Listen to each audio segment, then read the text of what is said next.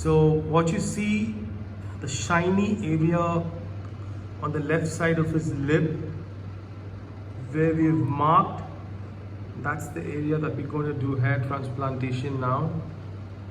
So this is Moustache transplantation. The scarred upper lip. He sustained a road traffic accident a couple of years ago, a year and a half ago. And now we're going to get this sorted. I'm going to show you close up. So you can very clearly see the lack of hair follicle in the area which is shiny.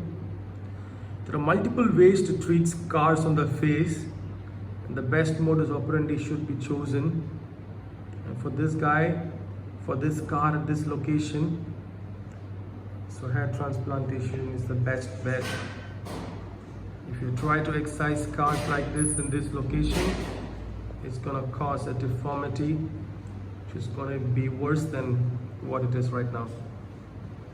It's going to be a FUE technique. We're not going to need more than 150 grafts, but we're going to have to pack it really dense.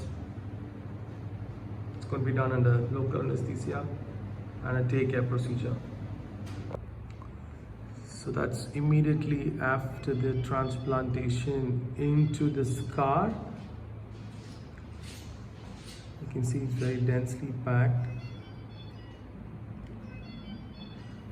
Obviously there's a lot of swelling.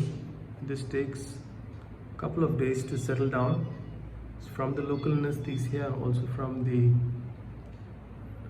surgery itself.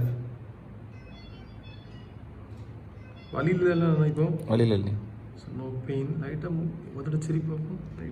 Okay. Right.